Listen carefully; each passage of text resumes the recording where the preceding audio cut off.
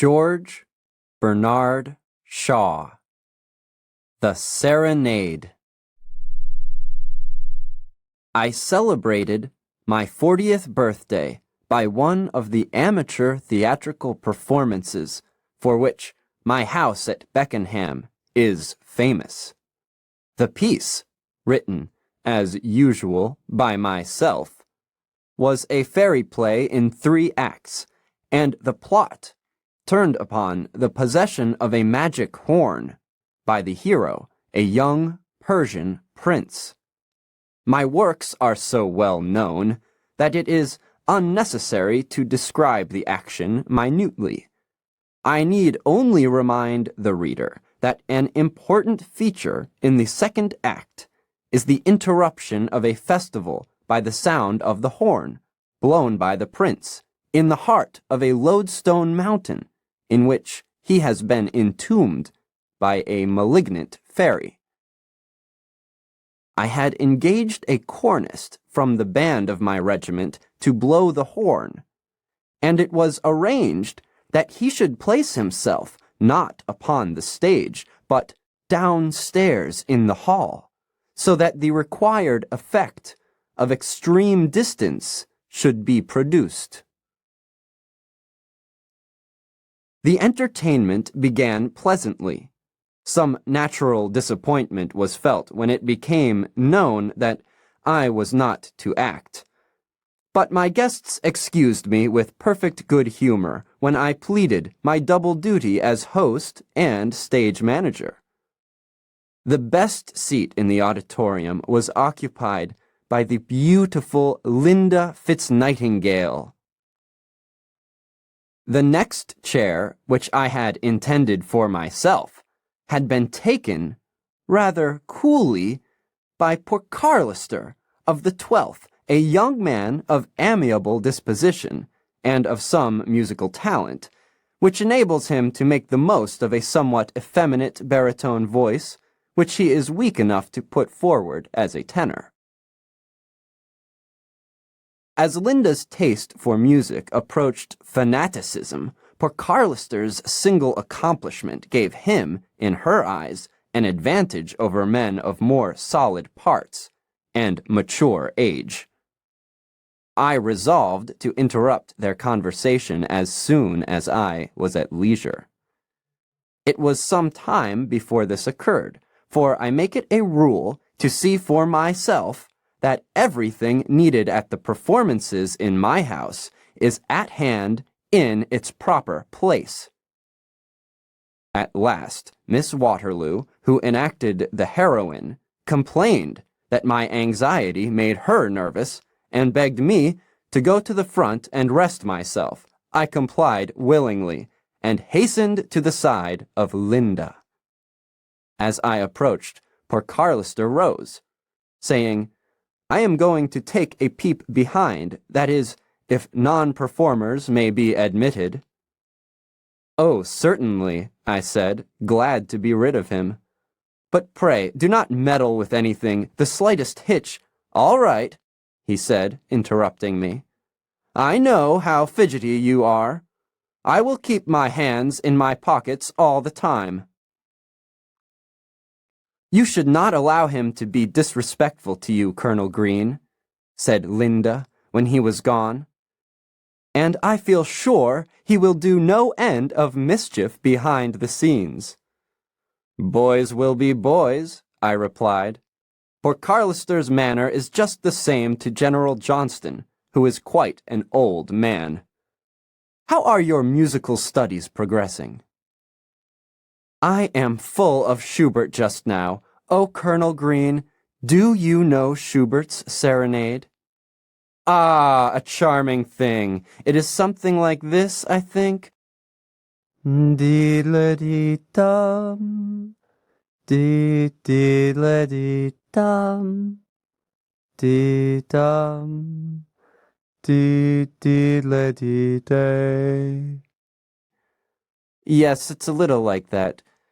Does Mr. Carlister sing it? He tries to sing it, but he only appears to advantage when he sings trivial music, in nothing that demands serious sentiment, Depth of feeling, matured sympathy, as it were. Yes, yes, I know you think Mr. Porcarlister flippant. Do you like the serenade? Well, the fact is, do you like it? I love it. I dream of it. I have lived on it for the last 3 days. I must confess that it has always struck me as being a singularly beautiful piece of music. I hope to have the pleasure of hearing justice done to it by your voice when our little play is over. I sing it? Oh, I dare not. Ah, here is Mr. Porcarlister. I will make him promise to sing it for us.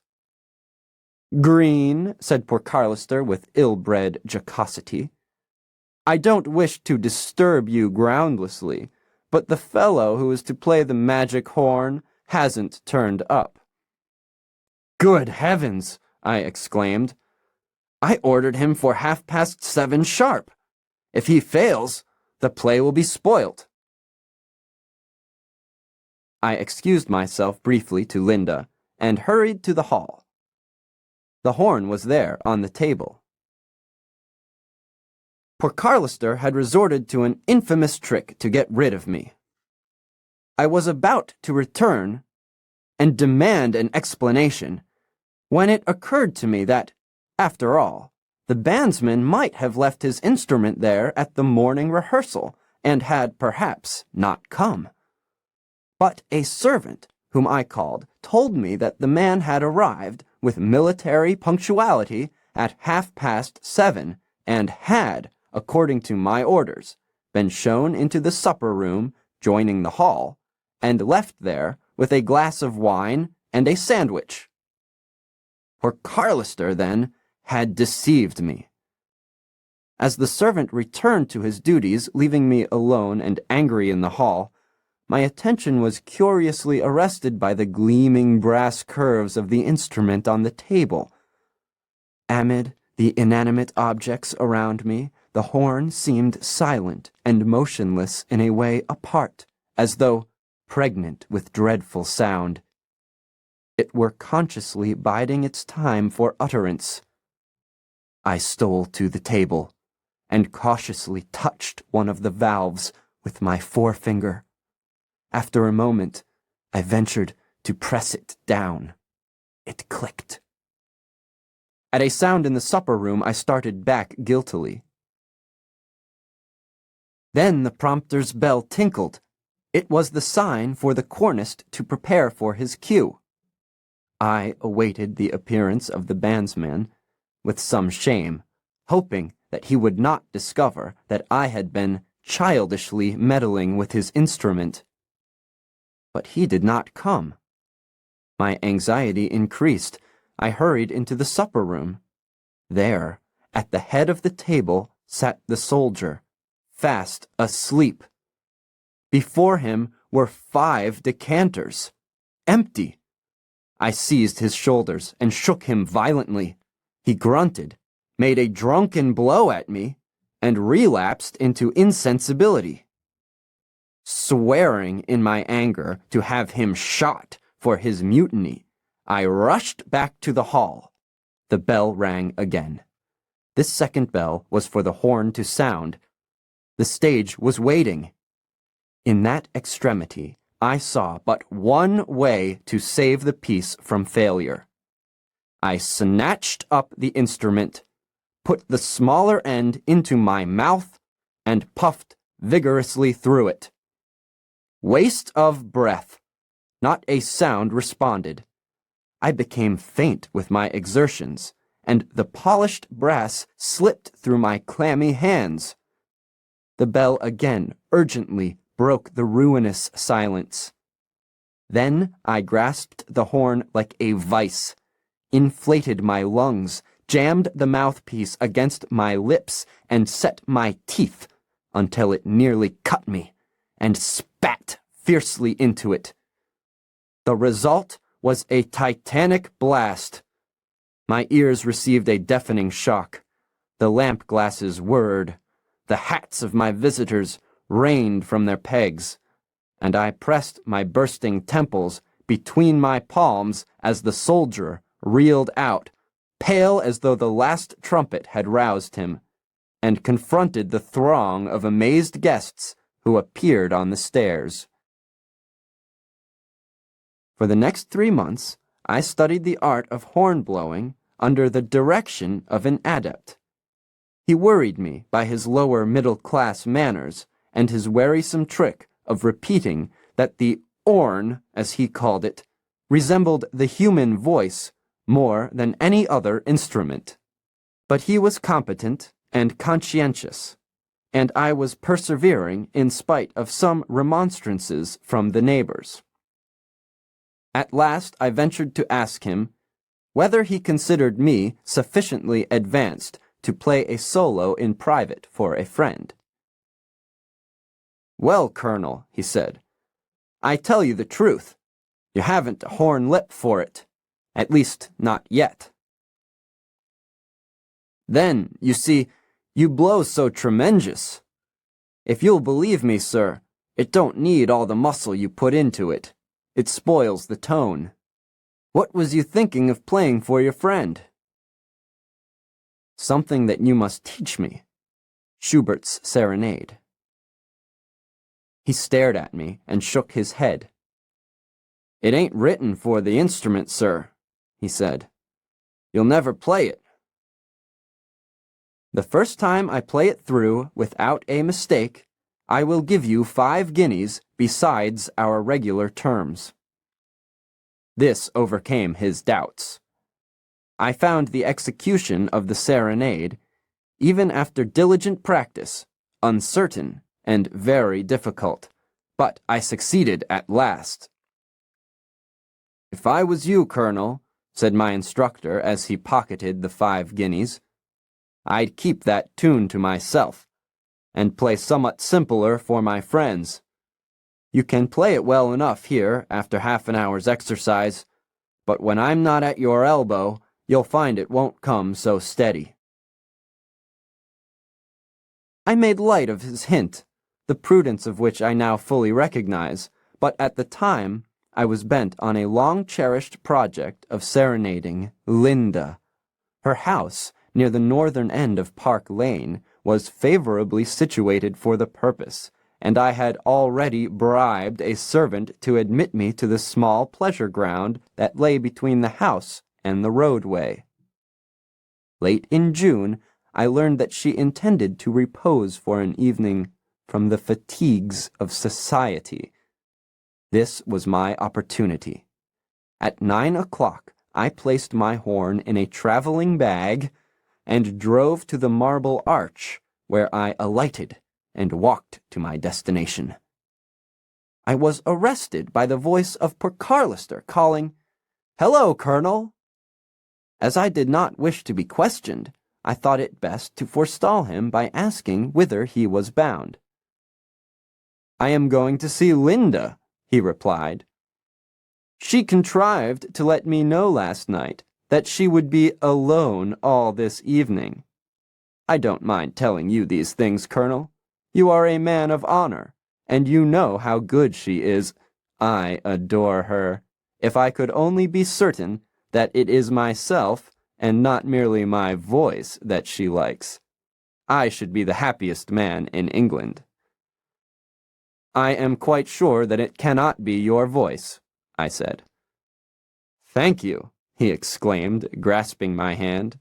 "It's very kind of you to say so, but I hardly dare flatter myself that you are right. It almost chokes me to look at her. Do you know, I have never had the pluck to sing that serenade of Schubert's, since she told me it was a favorite of hers." "Why, does she not like your singing of it?" "I tell you, I have never ventured to sing it before her, though she is always at me for it. I am half jealous of that confounded tune, but I would do anything to please her, and I am going to surprise her with it tomorrow at Mrs. Locksley Hall's. I have been taking lessons and working like a dog to be able to sing it in really first-rate style. If you meet her, mind you don't breathe a word of this. It is to be a surprise." I have no doubt you will startle her, I said, exulting at the thought that he would be a day too late. I knew that it would take a finer voice than his to bear comparison with the melancholy sweetness, the somber menace, the self-contained power with which the instrument I carried would respond to a skillful performer. We parted, and I saw him enter the house of Linda. A few minutes later, I was in the garden, looking up at them from my place in the shadow as they sat near the open window. Their conversation did not reach me. I thought he would never go. The night was a little cold, and the ground was damp. 10 o'clock struck. A quarter past. Half past. I almost resolved to go home. Had not the tedium been relieved by some pieces which she played on the pianoforte, I could not have held out. At last they rose, and I was now able to distinguish their words. "Yes," she said, "it is time for you to go." How heartily I agreed with her. "But you might have sung the serenade for me. I have played 3 times for you." "I have a frightful cold," he said. "I really cannot. Good night."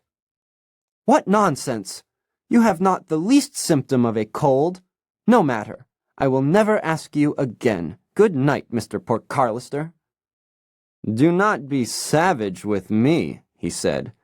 "You shall hear me sing it sooner than you think, perhaps."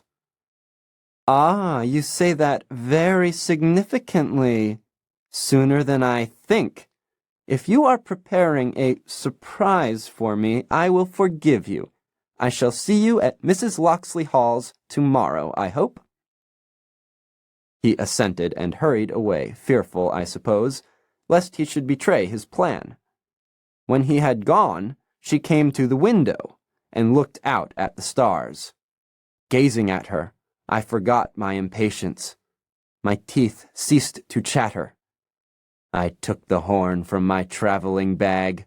She sighed, closed the window, and drew down a white blind. The sight of her hand alone as she did so would have inspired me to excel all my previous efforts. She seated herself so that I could see the shadow of her figure in profile. My hour was come. Park Lane was nearly still. The traffic in Oxford Street was too distant to be distracting. I began. At the first note, I saw her start and listen. When the completed phrase revealed to her what air I was playing, she laid down her book. The mouthpiece of my instrument was like ice. My lips were stiff and chilly, so that in spite of my utmost care, I was interrupted more than once by those uncouth guggling sounds which the best cornice cannot always avoid. Nevertheless, considering that I was cold and very nervous, I succeeded fairly well, gaining confidence as I went on. I partly atoned for the imperfection of the beginning by playing the concluding bars with commanding sonority, and even achieving a tolerable shake on the penultimate note. An encouraging cheer from the street as I finished shewed me that a crowd was collected there, and that immediate flight was out of the question. I replaced the horn in my bag and made ready to go when the mob should disperse. Meanwhile, I gazed at the shadow on the blind. She was writing now. Could she, I think, be writing to me? She rose, and the shadow overspread the window so that I could no longer distinguish her movements. I heard a bell ring. A minute later, the door of the house opened. I retreated behind an aloe tub, but on recognizing the servant, whom I had bribed, I whistled softly to him. He came towards me with a letter in his hand. My heart beat strongly as I saw it. "All right, sir," he said. "Miss Linda told me to give you this, but you are not to open it, if you please, until you get home." "Then she knew who I was," I said eagerly. "I suppose so, sir. When I heard her bell, I took care to answer it myself. Then she says to me, 'You'll find a gentleman somewhere in the pleasure ground. Give him this note, and beg him to go home at once. He is not to read it here.'" "Is there any crowd outside?" "All gone, sir. Thank you, sir. Good night, sir."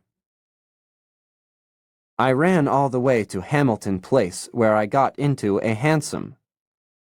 10 minutes afterwards, I was in my study, opening the letter with unsteady hands. It was not enclosed in an envelope, but folded in 3 with a corner turned down. I opened it and read, "714 Park 1 Lane, Friday. Dear Mr. Portcarlister." I stopped. Had she then given him credit for my performance? A more immediately important question was whether I had any right to read a letter not addressed to me. Curiosity and love prevailed over this scruple. The letter continued thus: "I am sorry that you have seen nothing in my fancy for Schubert's Serenade except matter for ridicule.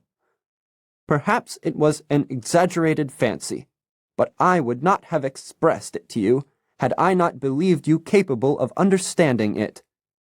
If it be any satisfaction to you to know that you have cured me of it thoroughly, pray believe that I shall never again hear the Serenade without a strange mixture of mirth and pain. I did not know that a human throat could compass such sounds. And I little thought, when you promised that I should hear your voice sooner than I expected, that you contemplated such a performance. I have only one word more. Adieu. I shall not have the pleasure of meeting you at Mrs. Locksley Hall's tomorrow, as my engagements will not permit me to go there. For the same reason, I fear I must deny myself the pleasure of receiving you again this season. I am, dear Mr. Portcarlister, yours truly, Linda Fitz-Nightingale." I felt that to forward this letter to Portcarlister would only pain him uselessly. I felt also that my instructor was right, and that I have not the lip for the French horn. I have accordingly given it up. Linda is now my wife. I sometimes ask her why she persists in cutting Portcarlister, who has pledged me his word as an officer and a gentleman that he is unconscious of having given her the slightest ground for offense. She always refuses to tell me.